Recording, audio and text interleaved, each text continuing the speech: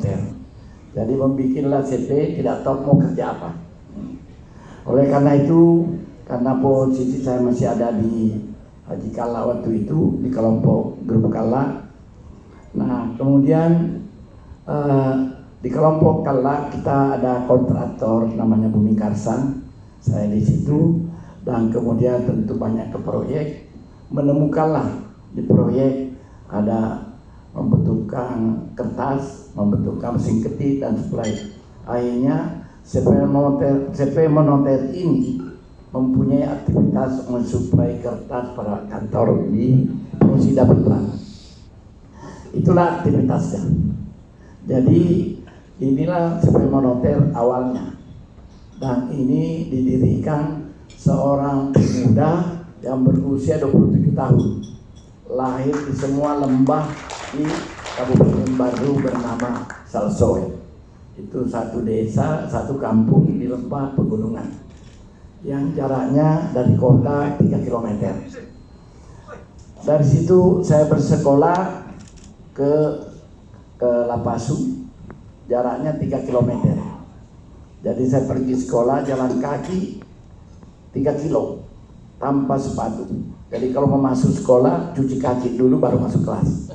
Jadi itulah historis perjalanan saya masa kecil. Oleh karena itu, setelah PT Moneter ini, kemudian saya melakukan supplier, kemudian ada Pak Dasun ya, Pak siapa namanya, Pak Sumar Wijoyo. Pak Sumar Indokaya membuat dealer di Makassar. Dealer Indokaya. Indokaya itu artinya Indonesia Kaya Raya. Kemudian Indokaya ini setelah kita dealer tahun 78 ya, 78, dan kemudian April 78, dan kita kira-kira 2 tahun belajar menjual mobil Datsun, dan kita pusatnya di Parepare karena Indokaya di Makassar, kita di Parepare. Jadi setelah Pak Rahman ini di PT Antara ya,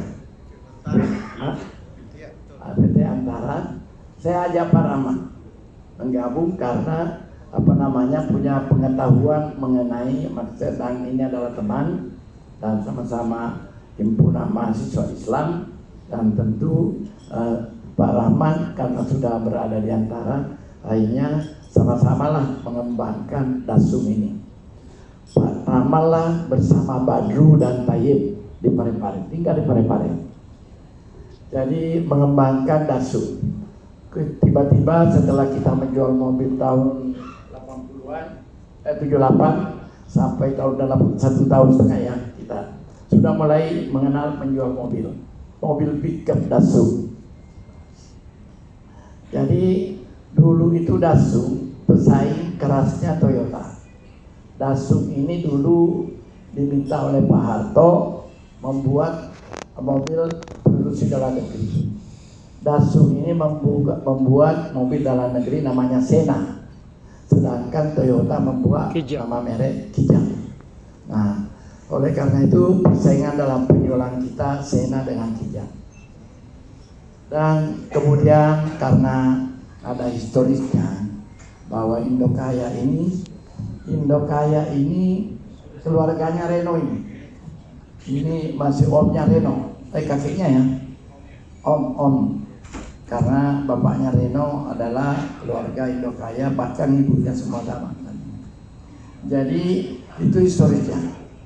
Saya tahu karena Pak Wahab Afan, kita pergi ulang tahun Indokaya di Jalan Jambu ya, di Jalan Jambu nomor 4 atau nomor berapa. Setiap ulang tahun Indokaya kita ulang tahun di rumah Pak Wahab Afan. Nah, kemudian karena dia pejuang, semangat perjuangannya itu tinggi. Nah, itulah orang Jepang waktu itu. Kalau Pak William Toyota itu hanya mengikuti apa maunya Jepang. Sedangkan Pak Wahab Afan ini karena pejuang, semangat mempertahankan nasionalismenya, sehingga Indokaya waktu itu ya tahulah Jepangnya kalau ada maunya yang tidak diikuti ya tentu bermasalah. Akhirnya pada saat waktu itu Indokaya berakhir kita jadi dealer karena Indokaya di Jakarta berhenti. Kemudian satu ketika saya pulang dari Jakarta ketemu dengan salesman-nya Mitsubishi di mobil, ada Pak Hidayah, ada Jepangnya juga, mau datang meninjau mencari dealer di Makassar. Nah, karena usaha baru sebagai dealernya Mitsubishi di Makassar tidak menjual di Makassar, setiap jatah setiap bulan dia hanya cari gampangnya, yaitu jual di Jakarta. Nah, Mitsubishi setelah melihat bahwa tidak ada Mitsubishi di Makassar, maka dia mau mengangkat dealer baru. Karena mau mengangkat dealer baru, saya ketemu, saya antar, karena tiba di Makassar, baru saya ke Makassar, saya antar keliling, dan kemudian bawa BNI, dia masih di Jalan Nusantara BNI. Nah, waktu itulah sudah ada komunikasi, kemudian mencari dealer. Nah, waktu itu karena saya masih di Kala Group, saya waktu itu konsultasi, sampaikan Pak Yusuf Kala, Pak, ini ada Mitsubishi mau mengangkat dealer Makassar. Pak Yusuf Kala bilang boleh kita terima. Saya bilang ini kesempatan. Dia bilang boleh asalkan cabut usaha baru. Cabut dulu usaha baru kita bilang.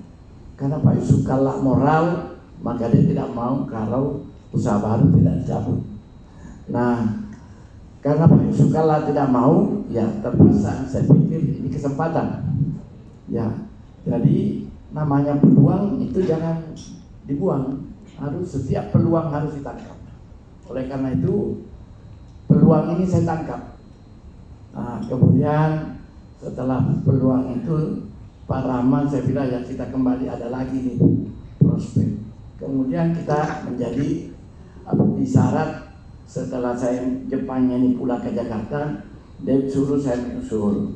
Seperti apa yang disampaikan Pak Rahman tadi, bahwa saya ke Jakarta. Dalam diskusi saya dengan Jepangnya, dengan timnya, yaitu ada nama Agung Nebi, presiden direkturnya, CEO-nya sekarang ini. Waktu itu dia minta saya harus ada 3 berlian.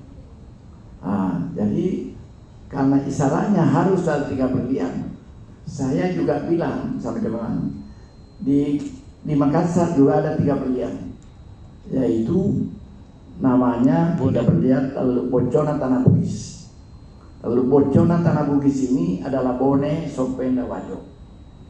Bone Sopenda Wajo ini 3 kerajaan Bugis yang sama tingginya, kemudian mempunyai keunggulan masing-masing, yaitu Bone dalam historisnya kerajaan ini, Bone itu keahliannya adalah pemerintahan. Oleh karena itu kalau Pak Yusuf Kala wakil presiden, itu memang potensinya menjadi pemerintah.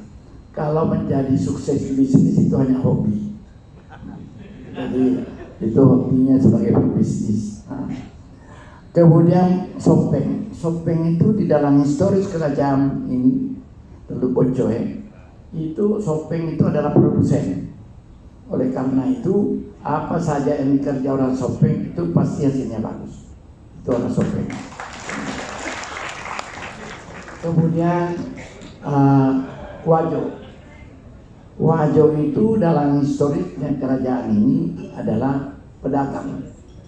Itulah sebabnya Musa Hitam apapun tetap menjadi komisaris di perusahaan BUMN Malaysia, karena dia orang Wajo, itu Musa Hitam. Oleh karena itu 3 kerajaan Bugis ini itulah yang saya pakai namanya Bosoa, Bone Sopeng Wajo, karena kisarannya 3 berlian dari bulan Mitsubishi. Dan kemudian setelah saya ajukan kepada Jepangnya setuju nama itu. Yang penting syaratnya Mitsubishi ada 3 berlian. Maka itulah dirubah PT Monoter karena PT waktu Dasun, kemudian menjadi PT Monotet dirubah menjadi PT Bosoa Berlian Motor. Nah, itu. Disitulah dan sehari-harinya Pak Rahman sesudah dasuk kita menganggur dulu sebentar, 6 bulan ya, kira-kira kita 6 bulan menganggur, tidak menjual mobil lagi karena dasuk sudah berhenti. Kita langsung mulai mobil dengan Mitsubishi. Jadi setelah ada Mitsubishi itu tahun 80-an ya, kira-kira 80-an, November 80-an. Jadi 18 Oktober ya, Oktober tahun 80-an kita ditunjuk menjadi dealer Mitsubishi. Nah, historis ini setelah kita dealer dengan usaha baru juga tetap, tetapi Jepangnya sudah mempercayai kita untuk menjual waktu itu mobil T120 ya, T120. Jadi kalau saya bertanya ini harus pahami ini umur 77 tahun. Tapi mudah-mudahan masih sistematis bisa saya ingat. Jadi ini kita jual T120, tetapi bisnis otomotif Phantom waktu itu beda dengan hari ini.